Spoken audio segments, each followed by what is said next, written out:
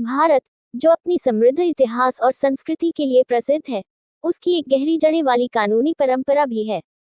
लेकिन क्या आपने कभी सोचा है कि इस विशाल देश में वकालत की शुरुआत कैसे हुई? भारत में वकालत कोई नया विचार नहीं है।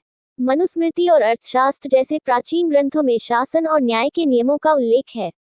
हालांकि उस समय वकीलों का कोई अलग पेशा नहीं था। राजा और स्थानीय अदालतें विद्वानों पर निर्भर करती थीं जो मध्यस्थता और न्याय करते थे। वास्तव में बदलाव ब्रिटिश शासन के दौरान आया। 1773 में जब कलकत्ता में सुप्रीम कोर्ट की स्थापना हुई, तो वकालत का औपचारिक पेशा अस्तित्व में आया।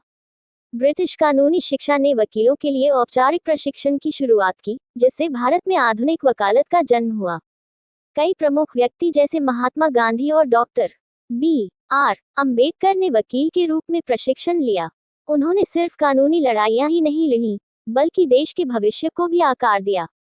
इन वकीलों ने अपने कानूनी ज्ञान का उपयोग करके ब्रिटिश कानूनों को चुनौती दी और भारत को स्वतंत्रता की ओर अग्रसर किया। तारांकन: स्वतंत्रता के बाद वकालत ने भारतीय संविधान को आकार देने में महत्वपूर्ण भूमिका निभाई। अंबेडकर जैसे वकीलों ने ऐसे कानूनों को तैयार करने में मदद की, जो नए भारत का संचालन करेंगे।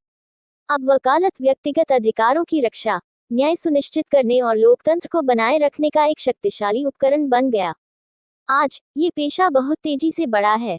देश भर में 13 लाख से अधिक वकील प्रैक्टिस कर रहे हैं। भारतीय अदालतों में व्यक्तिगत विवादों से लेकर जनहित याचिकाओं तक के मुद्दों पर वकील बहस करते हैं।